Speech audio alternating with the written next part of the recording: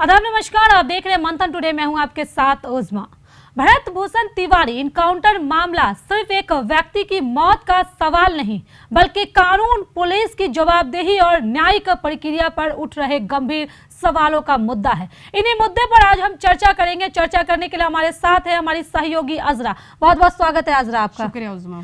सबसे पहला सवाल अजरा कि आप भरत भूषण तिवारी इनकाउंटर को कैसे देखती हैं? उज़मा, आपको हम बता देते हैं सबसे पहले कि आपको बता दें कि ना तो वो अपराधी था और ना तो वो उग्रवादी था, सिस्टम के खिलाफ खड़ा था।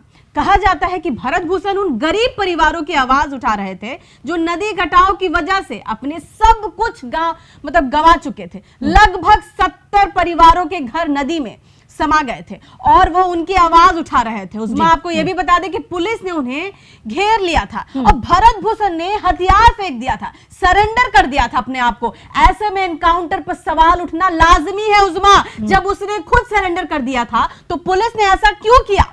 पुलिस का ये पहला एनकाउंटर तो नहीं है, पुलिस पहले भी ऐसा कर चुकी है बहुत बार, काफी बार। तो शरीफ हो या अपराधी, लेकिन पुलिस को लगता है कि हमसे बड़ा गुंडा कौन है भाई। बिल्कुल।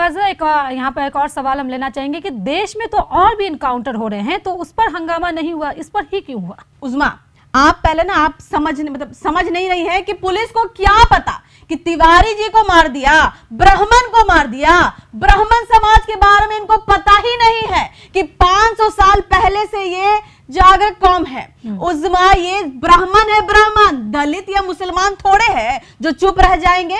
भरत तिवारी के एनकाउंटर के खिलाफ पूरा ब्राह्मण समाज और स्वर्ण जाति का अभिमान जग उठा है। देश में दलित और मुसलमान का कितना एनकाउंटर हुआ है? काफी ज्यादा एनकाउंटर हो चुका है। जिंदा कौम बोलती है ब्राह्मण जिंदा है। ये वही ब्राह्मण है जिसने मुगल को जजिया टैक्स नहीं दिया था, बोला था कि मैं ब्राह्मण हूँ, हिंदू नहीं हूँ। अजरा, आप कैसे कह सकती हैं कि दलित और जो मुस्लिम पर जो अत्याचार हो रहा है उन पर सवाल नहीं होता है? क्या बात कर रही है उज़मा? रोहित वेमुला दलित परिवार का लड़का था, हैदराबाद विश्वविद्यालय का छात्र था। उसको इतना मानसिक टॉर्चर किया गया, मेंटली टॉर्चर किया गया था कि उसकी मौत हो गई। इस पर कहां कोई हंगामा हुआ? क्योंकि दलित जो है वो जागृत नहीं है। इसी तरह मॉब लिंचिंग पर भी मुसलमान भी नहीं बोलते हैं ना। देखिए, आपको बता दें कि इखलाक अहमद हैं, पहलू खान से लेकर सैकड़ों दर्जनों मॉब लिंचिंग हुई है। मुसलमान कहाँ कुछ बोलते हैं? आप देख ही रहे होंगे कि दलित हो या मुसलमान, ये दोनों कौम सोई हुई है। बिल्कुल। अच्छा अजरा, एक और सवाल यहाँ पे लेना चाहेंगे कि भरत भूषण तिवारी के एनकाउंटर पर जिस तरह से पूरा समाज जो है वो खड़ा है, क्या फर्जी इनकाउंटर पर यही समाज दूसरे के फर्जी इनकाउंटर पर भी खड़ा होगा?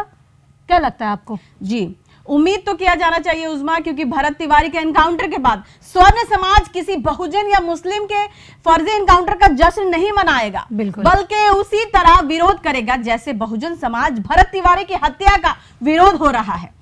बता दे उज़मा कि जैसे भरत भूषण तिवारी का एनकाउंटर हुआ है, ये बड़ा चिंताजनक एनकाउंटर हुआ, ये काफी सवाल खड़ा किया है। क्योंकि आप देखिए, वो मतलब लोगों के लिए काम करते थे, समाज के लिए काम करते थे और हमेशा वो सिस्टम के बारे में बात करते थे। ठीक है, सिस्टम के इसको लेके बात चर्चा किया करते थे। लेकिन इस तरह से जिस तरह से उनका एनकाउंटर किया गया, जब वो खुद से अपना सारा हथियार उन्होंने पुलिस को दे दिया, अपने आप को खुद से समर्पित कर दिया और जाने टाइम आप देख सकते हैं, ये हमारे विजुअल और वीडियो पीछे जो चल रहा है वो भी आप देख सकती हैं। तो ये बड़ा दुखद हुआ है कि उन्होंने अपने आप को सरेंडर कर दिया, उसके बाद भी ऐसा एनकाउंटर हुआ उज़मा। तो सवाल तो यहाँ पे लाजमी है सवाल उठना जो है इस इनकाउंटर पे तो लाजमी है, क्योंकि जब कोई मतलब अपराधी वो साबित हुआ नहीं है, उसके बावजूद उसने सरेंडर कर दिया, उसके बावजूद भी उसका इनकाउंटर हुआ, तो यहाँ पे सवाल तो कहीं ना कहीं जो है बनता है। अजरा, चलिए अजरा ना, इन तमाम सवालों का जो है जवाब देने के लिए बहुत बहुत शुक्रिया।